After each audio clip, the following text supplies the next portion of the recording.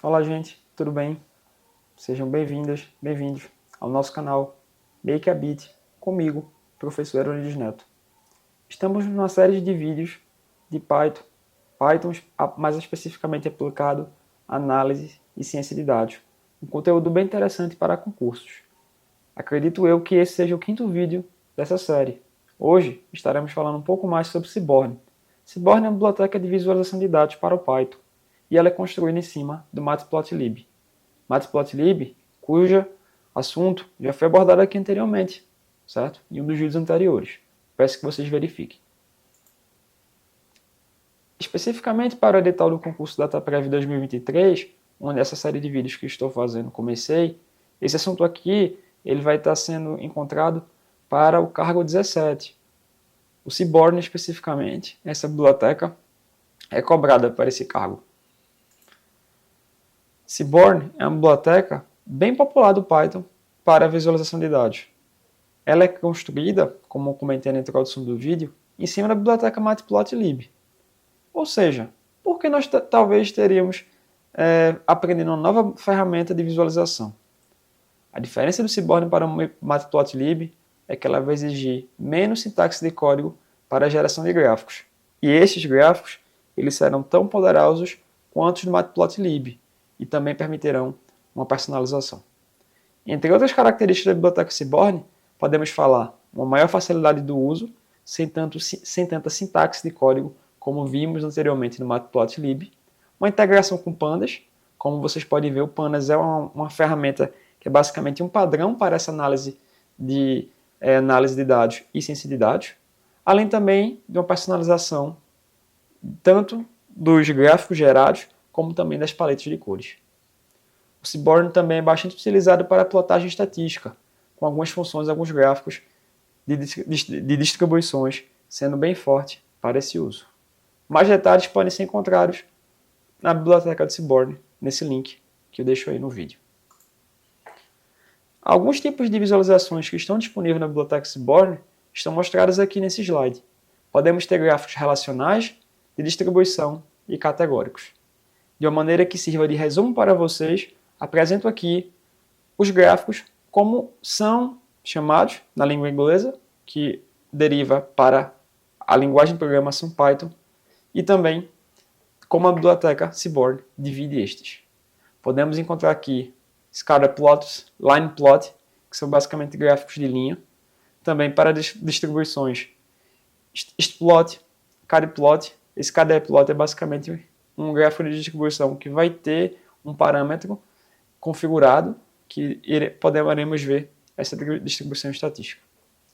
Os gráficos de categorias também temos o boxplot, que é bastante utilizado para análise de outliers, assim como também o Venn plot.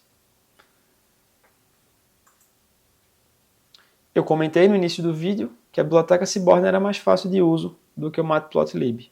Por que isso? Porque ela exige menos sintaxe de código.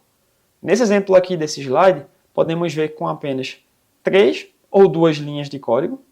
Eu acredito que possa ser uma polêmica para vocês, mas por que eu digo que é polêmico? Porque de fato a primeira linha de código é apenas o processo de importar da biblioteca. Em seguida a gente faz um processo de carregar um dataset. Sim, a biblioteca Seaborn ela traz alguns datasets pré-carregados. E por fim, na terceira linha, a gente faz um displot justamente com o argumento x. Note que pinguins, nesse caso, é um data frame. E x ali tem a opção de poder estar mostrando qual coluna do data frame desejava fazer esse gráfico de plot. Outro exemplo aqui que eu também trago para essa discussão e para poder estar introduzindo essa facilidade do Seaborn é esse aqui. Considerando um arquivo data frame tips, notem que aqui eu tenho um argumento data que recebe tips, eu posso fazer um gráfico do tipo barra, kind, bar, certo? E posteriormente eu também consigo colocar colunas para uma atribuição tanto no eixo x como no eixo y. Notem que temos dois argumentos novos, assim como também um kind, o argumento x e o argumento y, além do RUI. Esse argumento RUI, ele pode estar nos indicando uma diferenciação. Notem que esse gráfico de barra ele não é singular. Como assim não é singular? Ele não apresenta apenas uma informação. ele apresenta informações aqui, smoker, que possivelmente informações de pessoas se eram ou não fumantes, e consequentemente o total bill. O total bill podemos dizer, de certa forma, que seria entendido aqui nesse gráfico como uma conta, a conta total que foi consumida por pessoas que são fumantes ou não. Note que esse tipo de gráfico aqui poderia ser feito de forma simples, singular, se não fosse esse argumento aqui, who is smoker. Neste ponto do vídeo, você pode talvez estar se perguntando, poxa, quantos parâmetros? Como saberei todos estes e o que colocar baseado nos argumentos do Python?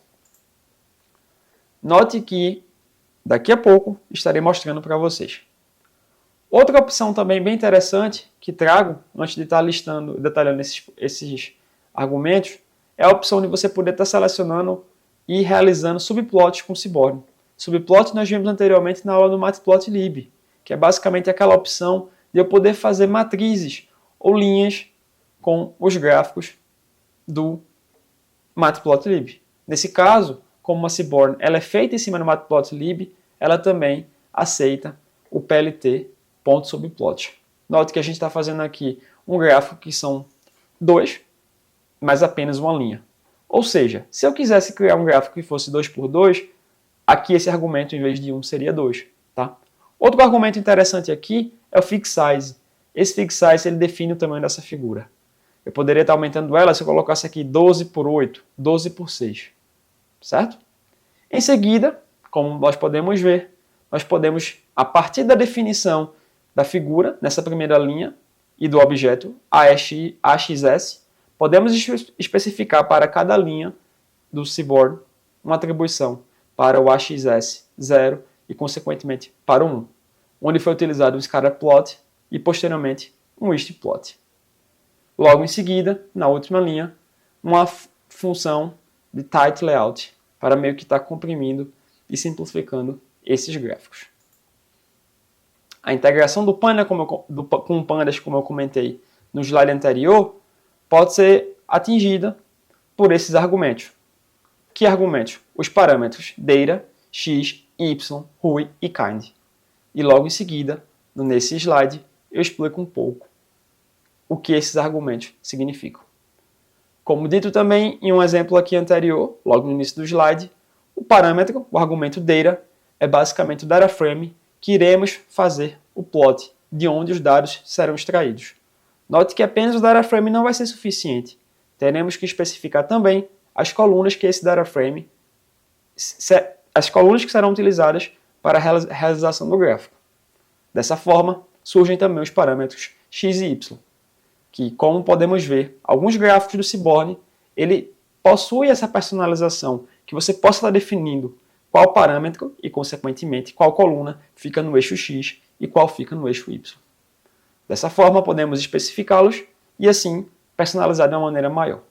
O parâmetro hui, ele é basicamente utilizado como uma terceira variável. Mas que terceira variável? Uma terceira variável que seja de uma certa espécie, de uma variável categórica, uma variável do tipo. E, assim, diferenciando esse gráfico, esses parâmetros. No nosso exemplo aqui anterior, nós vimos que o hui poderia ser smoker, que tinha dois casos, de ser ou não fumante. E assim, no nosso gráfico, podemos ver que ele tem duas cores, consequentemente, associado a esses parâmetros. Nesse aqui, como você pode observar, ele possui uma informação justamente nesse primeiro, de espécies. Se nós for vermos, podemos ver em ambos, na verdade, a informação de espécies, tá? E são 3 cores aqui nessa legenda e, consequentemente, ilustrada em ambos os gráficos. Além disso, o parâmetro palette.